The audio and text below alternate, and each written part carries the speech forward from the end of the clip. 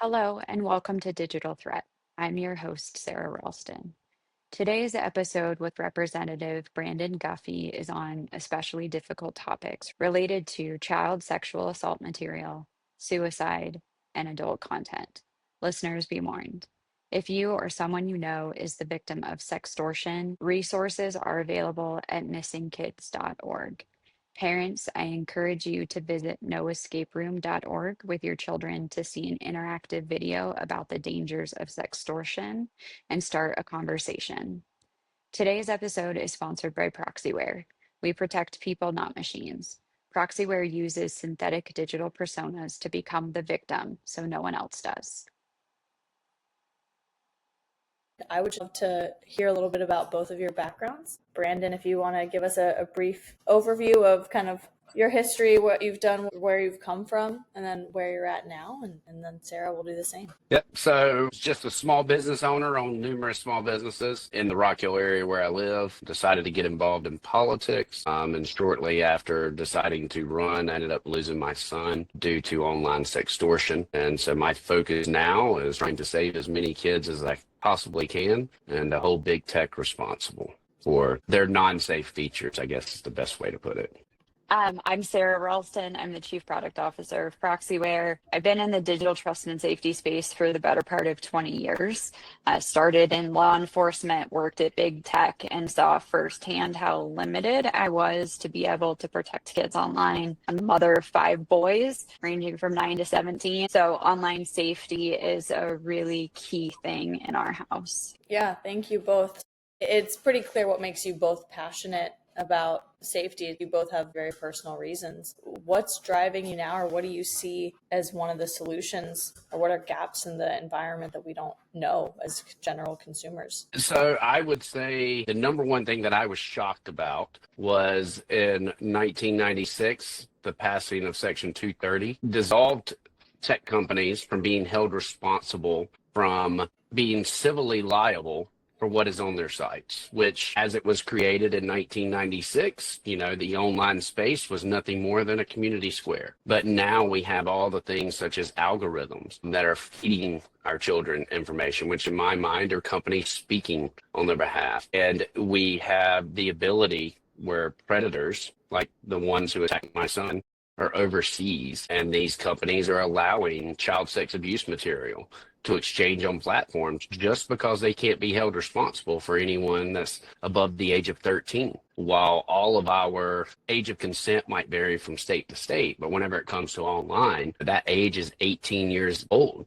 So these images that are sharing, it is child sex abuse material, and they're being transferred constantly through these platforms. For me, it's very similar. Having come from big tech, I saw just how little responsibility I had to do anything about the online safety world. Spent 10 years at Microsoft advertising, and during that time, I was very limited in what I could do to protect people online. And there was a great team I had. We were all very passionate about it, but we could only do online safety so long as there was our reason for the business to do so. All of my career, the functions have always been looked at as a negative ROI. And online safety shouldn't feel like it's a negative for a company. And so that's what led me to my role now, where we're looking at how do we make the internet holistically safe for people. I am very shocked by how little parents understand about the world of online safety. And kids have free access to everything. Brandon, as you said, algorithms, right? They make the internet fundamentally different for every person who's on it, because they're feeding you information you're most likely to engage with. And the advertising revolution really kicked that off, where we could get very hyper focused or hyper targeted at a particular person to get them to engage in ad content. And that same technology was then adapted to how do you put relevant, engaging content in front of people when they're engaging in social media. And so what you're fed online is different person by person, but that means that parents who are seeing one thing when they're on social media have no idea the dark world that their kids can be drawn into on the same platforms. So I would say generally the lack of education parents have is the most shocking thing to me. Yeah, you walk into a Walmart, for an example, a parent and a child are going to see the exact same thing. But whenever it's online, it would be the equivalent of, you wouldn't let your child walk into an adults only store, but yet online they can. Not only can they, more often than not, this is the way that they're being pushed, as opposed to a parent's not. Exactly. Yeah. I mean, back in my day, to see adult content, you'd have to show an ID and you'd have a very limited ability to access adult content that was tailor-made at the time, that was much more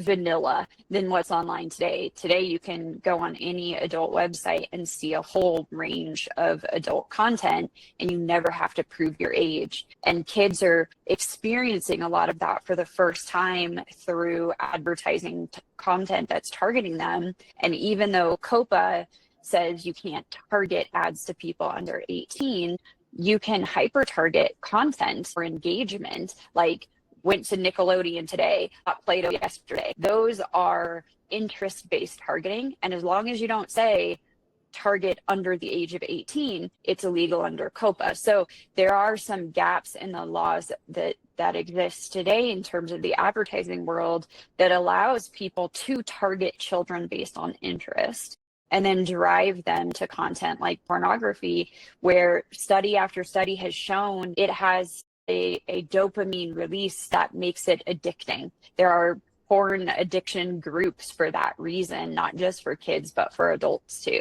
I want to understand the discrepancy here between the parents that really understand what's happening. I feel like there's a tone and culture where you almost don't focus on it, and you wouldn't, right? Until something happens to someone in your family or someone you know, and then it's devastating and it's too late. So it feels so out of touch for like us to have this conversation, and for someone who's never thought twice about what their 16-year-old is really looking at, because they have the parental controls and they have their school laptop. Talk to me about some of the gaps and understand. Well, so my background started off in advertising, just like Sarah's did back in the early 2000s for the launch of Web 2.0. So as algorithms were being created, is one of the reasons that I walked away from it. I felt like it was too much brainwashing. I'm not ignorant whenever it comes to trying to protect my child online. I had all the parental controls on my son's phone. I was confident that he was not looking at pornography, because he would get ill if he's sitting in a class and a teacher wanted him to go to a website and he had to ask permission to get onto it. But what I found when after his death, we got his phone back and he had 3 Twitter accounts. One was his basic Twitter account. The other 2 were just full pornography. And there are no parental rights for us to not allow our child to get on these social media apps. And there's 10,000 plus social media apps. How are we supposed to know how to activate each one? Why are they allowing 13-year-olds to agree to contracts, which is what you have to do whenever you download an app? There's so many things from our physical world that do not line up with our digital world, especially whenever it comes to laws. Because of Section 230, our laws have differentiated from physical to digital. And it is causing a crisis in this country. It's allowing the world's richest companies since the inception of man to continue to get richer, but without any safety features. I mean, you said that, you mentioned about return on investment, Sarah. I'm sure car companies thought seatbelts, this is going to hurt our return on investment. And everyone used to pitch a fit and say, no, I shouldn't have to do this. Myself, I'm a little bit more libertarian minded. I don't believe it's the state's right to force me to wear a seatbelt. However, if I've got a child in the car, that liability, I should have to ensure that my passengers are wearing seatbelts. And what we need are some type of regulations, some type of accountability online to assist the parents in ensuring, and truthfully, to give parental rights, to allow a parent to say, I don't want my child on this platform, because nothing stops a 13-year-old from walking into Walmart, buying a track phone, and just connecting it via Wi-Fi.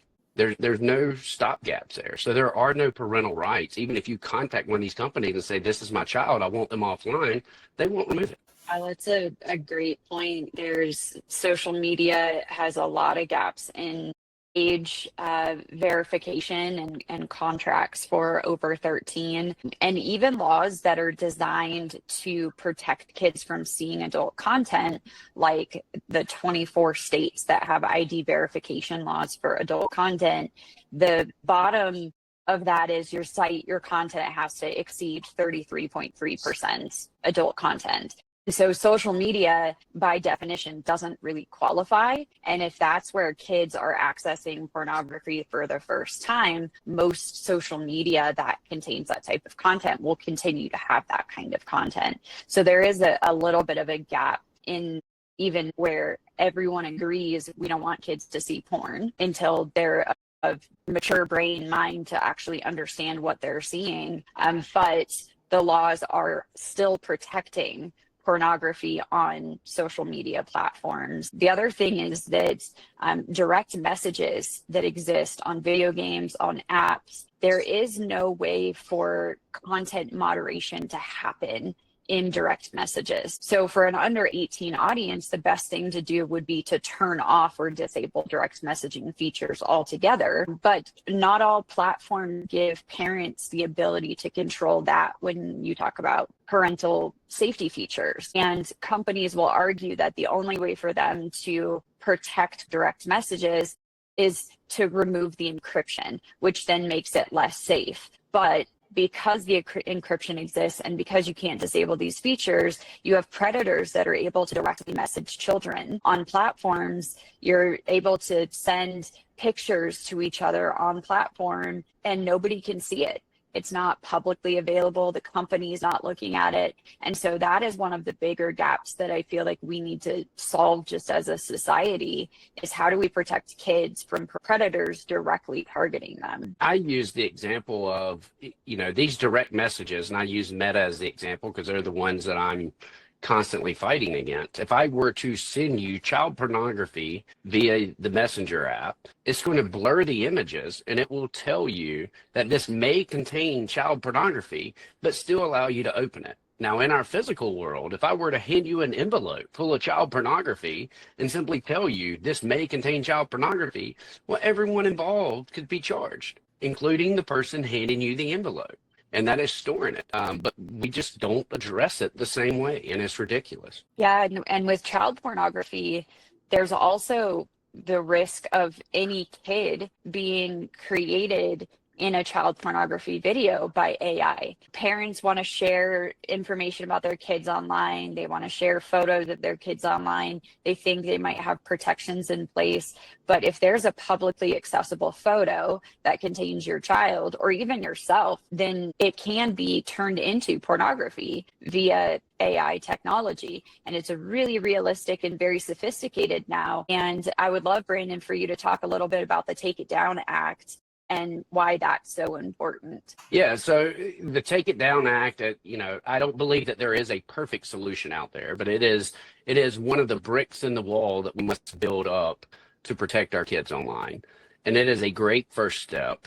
And the main thing that it does is if an image is uploaded, adult or child, whether it is morphed or if it is a realistic image, and it is reported, then those platforms only have 48 hours to remove them, or they can be fined. Now, they are fined by the federal government. I think the better solution would be to hold them legally responsible because they would act a lot quicker. However, they're not trying to fight the Section 230 on this. They're just saying, we will fine you if you do not remove them, which is a big first step. If you were an athlete, and I always use Michael Jordan as the example because growing up, he was on everything. But if I opened a new burger joint and I used Michael Jordan's image on there and created it, making it look like Michael Jordan was eating a burger, I would get sued. I would have to take it down. But if I did that with Sarah's image and used her image, I can't be held responsible because we don't have the name, image, and likeness rights. But something like the Take It Down, if it is an inappropriate image, can be forced to be taken down now. Yeah, it's a great first step. Like you said, we're starting now to see regulation catch up with some of the technology that has advanced over the last 20 years. And I think people finally feel like there's something that they can do in scenarios of revenge porn or women or men that have been exploited that have pornography online, or AI created images. It's at least a first step. How does that apply to some of the bad actors that are overseas, though? Well, the problem is unfortunately, there's nothing to stop the bad actors from entering in the same arena. And in my case, the person that was responsible for Gavin was out of Lagos, Nigeria. And I've often felt that the country itself should do more to keep its citizens from attacking. Primarily, they're targeting Americans and American children at that, because it's a quick, easy money. I don't know that there is a solution there unless we can use something like a proxyware to draw out these companies, or to simply, we can't force another country to abide by our laws unless we're going to big brother the entire internet and decide what can be in there and what cannot. But I do believe that as we have trade practices and everything else, we have to say, hey, if you want to reach this audience, you must abide by our laws, and you can be held liable if not. And I think the easiest way to do that, in my personal opinion, is through civil liability. And we cannot do that with Section 230 place. Yeah, I think one of the big things that proxyware does is trace back the origin. One of the hardest things once people have been impacted by any type of digital crime is understanding where it happened from, who's ultimately responsible, who's actually in the mechanism of serving web content. So you have cybersecurity that's checking the website. You have hosts, registrars, the actual company themselves. So there's a lot of people that are involved in any website rendering and the content that exists on the page, and being able to differentiate what part of that content is bad. So Meta as a platform allows a bad actor from Nigeria to send a direct message to a child. There's a lot of companies that exist that are part of that chain that allows each of those things to happen. And so understanding them gives us different levers to pull. So another example, there are 4 million adult websites that exist globally. All 4 million websites are accessible in the United States. Depending on what state you're in, some may have taken down the content based on the state laws that prevent adult content from serving, but the vast majority of them, 3.99 million of them, are still online, still serving. If the companies or the people who own the websites are in foreign countries, there could still be a cybersecurity solution that exists that is a layer of protection. And how do you go to that company and say, hey, you're helping facilitate this bad content that's breaking the law in our state, and push more US-based companies to be part of the solution rather than ignorance about being part of this perpetuated problem? I see it on the sextortion side. A lot of the same people that are committing the sextortion are also running ads to be the solution to the sextortion, because they get paid both ways. And there's no reason that a company that has a bad history should be able to pay Google and pop up higher in searches, or to pay whatever the platform is. And I just used Google as the example. I go back to the App Store.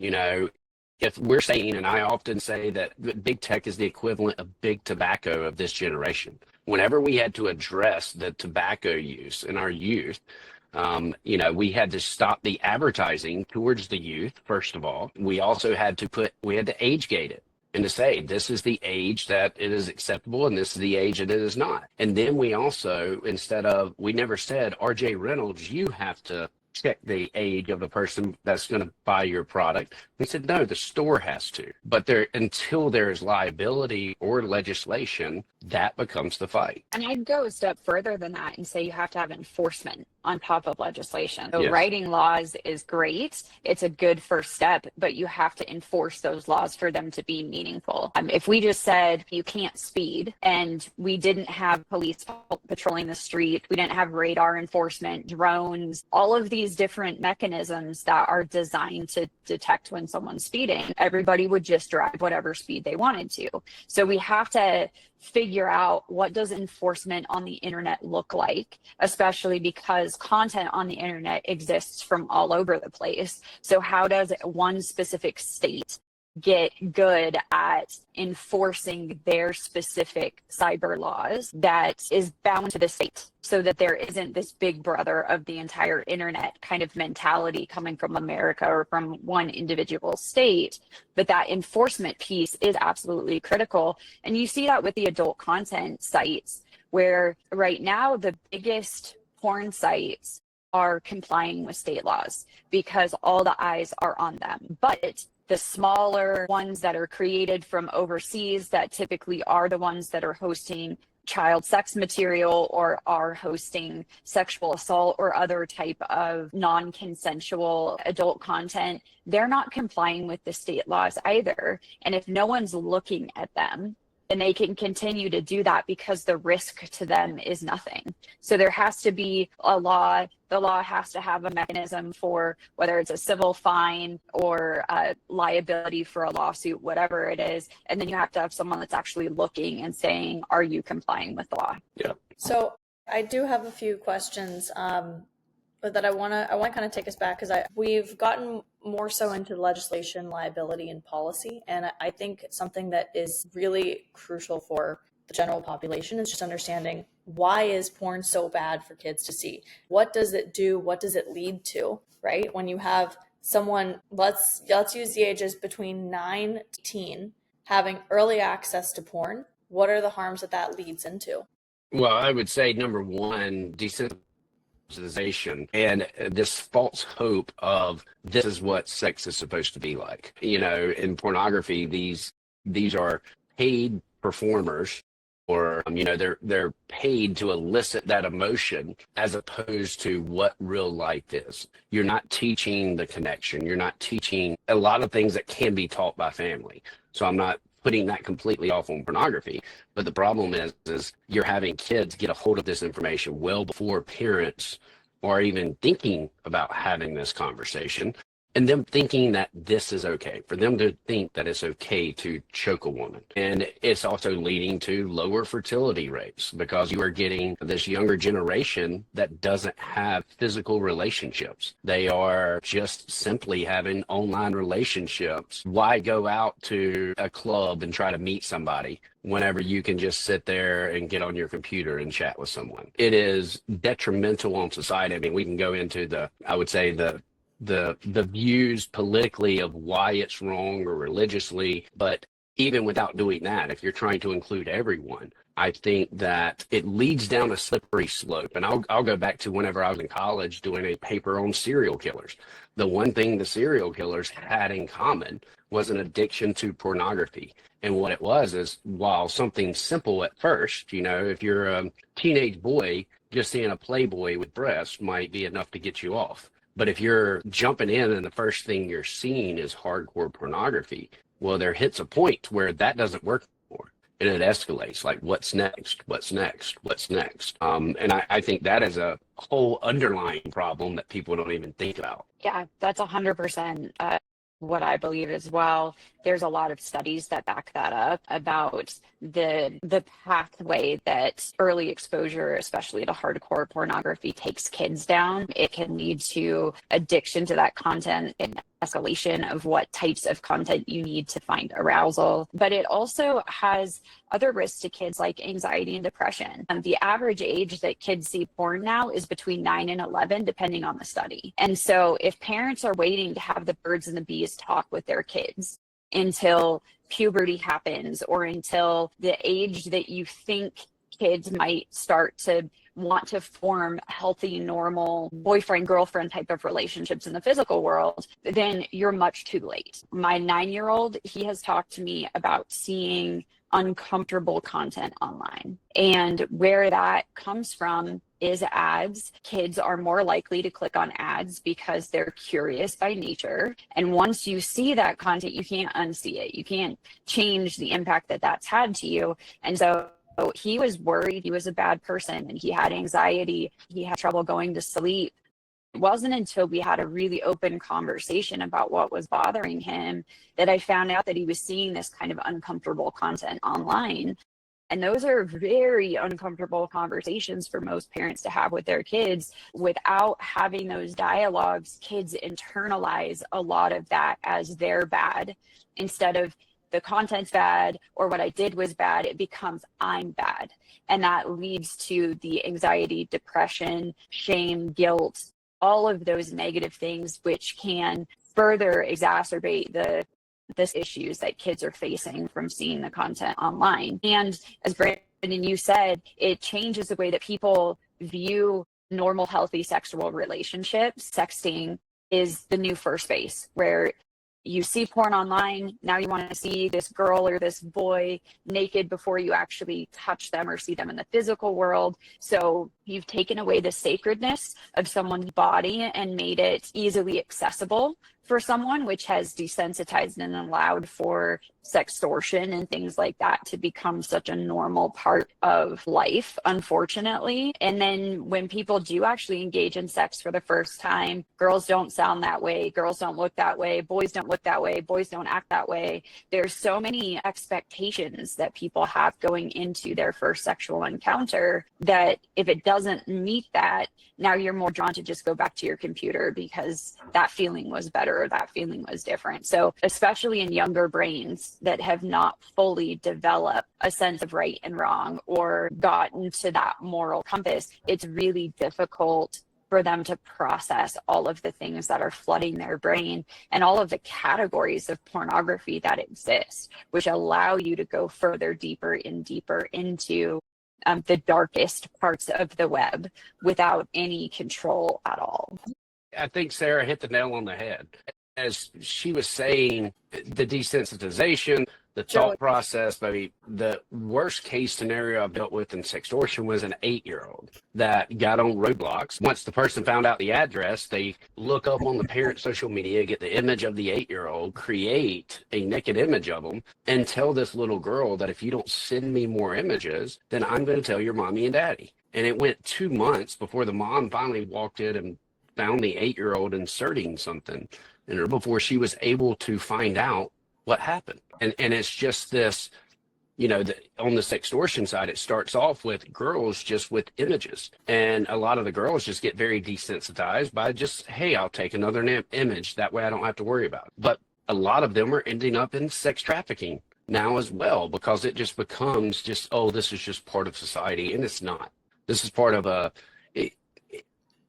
darker part of society. And as we were talking about what is the next thing that's going to arouse you, I think that's the reason we're seeing a lot of increase in things such as child pornography, because it's become the new taboo because of the rise of pornography. That case you brought up is a prime example. AI can generate content that now kids feel shame about, and they don't want mommy and daddy to know. So they continue down this pathway.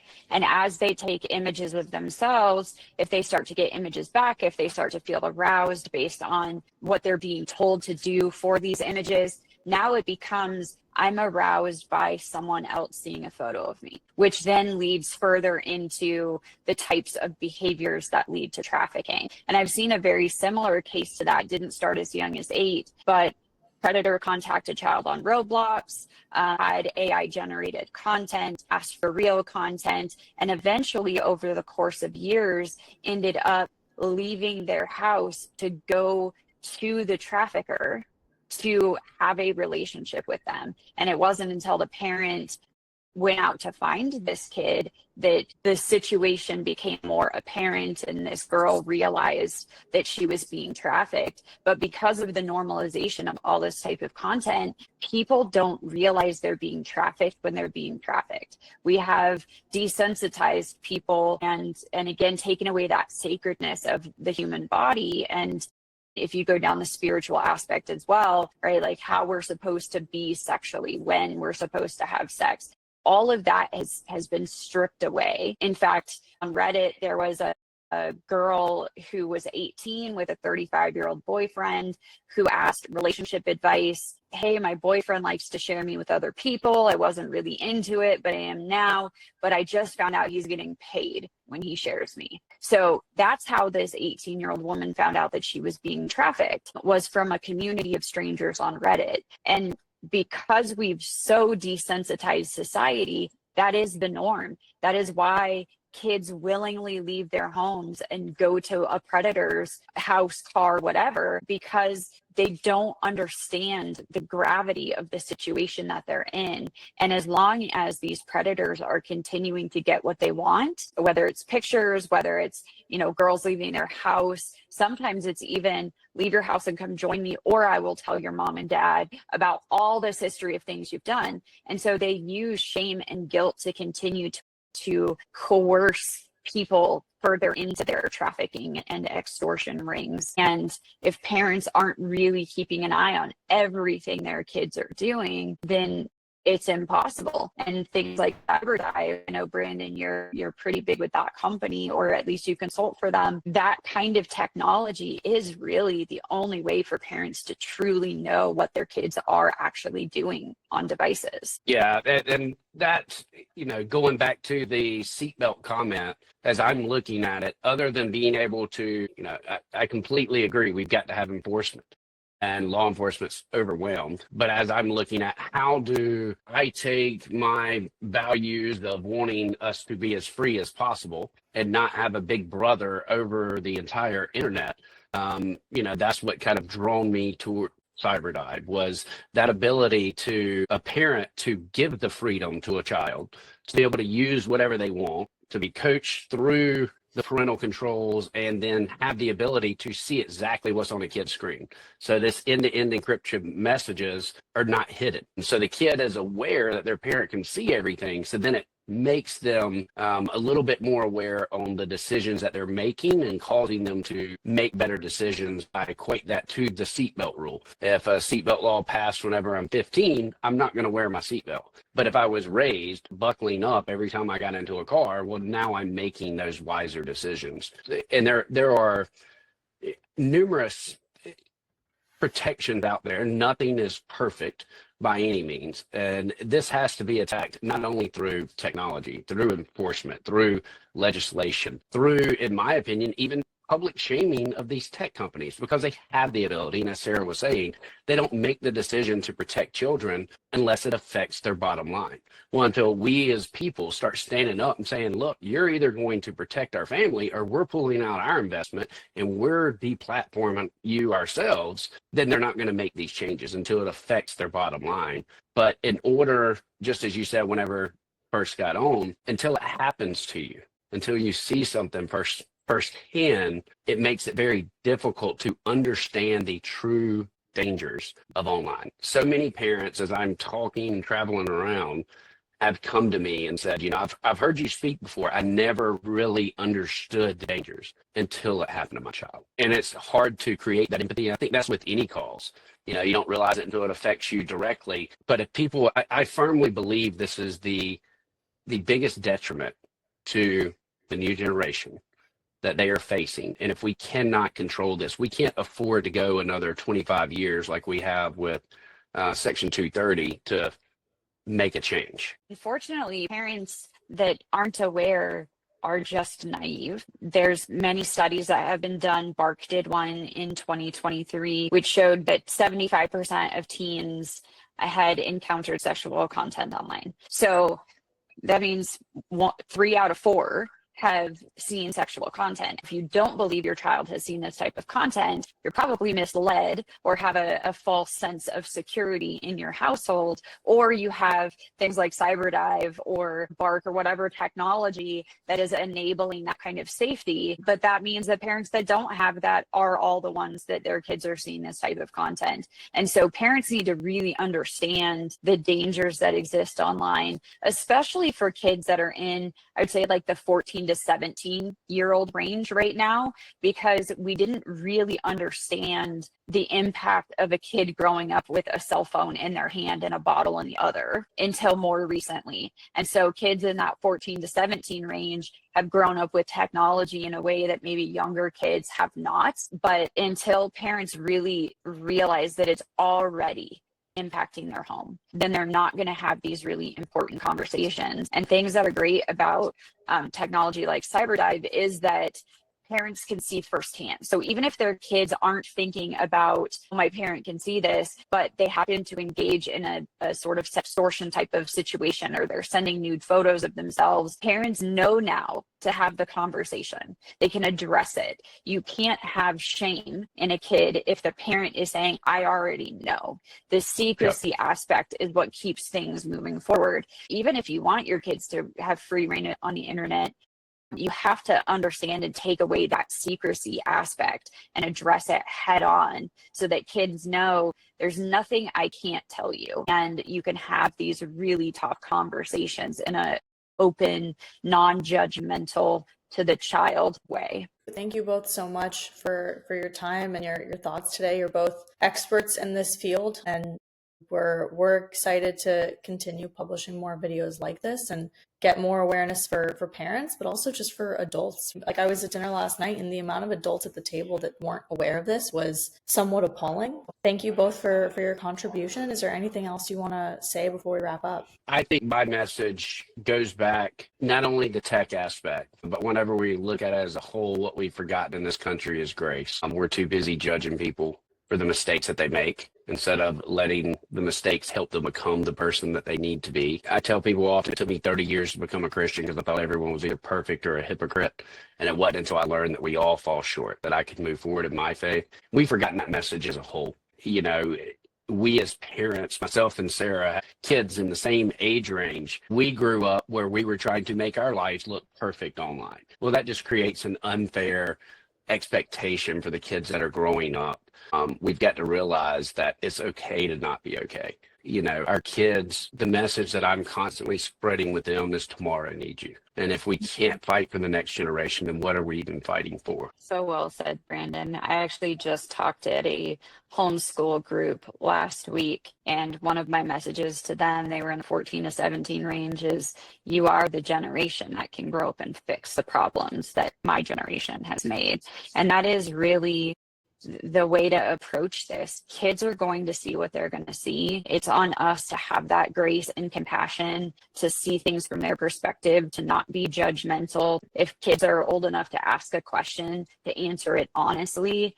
I don't hide my flaws from my kids. They know the things that I've done in my youth when it happens, and hold them accountable to the lines that they want to create and the people that they want to be. And I think that that's really the best thing that we can do. Technology can make a difference. Technology can help enforce these kind of laws that exist, but we need people, parents, to understand the internet challenges that we're facing, so that they can demand that that technology be implemented, whether it's protecting kids from seeing adult content in schools. So kids can see that in schools. I hear from teachers all the time that they've caught kids in classrooms watching pornography. Parents need to understand that danger, so that they, as schools, hold that child safety at the front of what you're doing. We need to be aware of how our kids access this type of content, so that we're holding them accountable, whether it's through the companies we support, the legislation we vote for. People are fundamentally what make this country run and make this country great. And so they need to understand the problems, so that we can move forward and do the best things possible. Thank you both so Claire, much. thank you so much. Thank you, Sarah.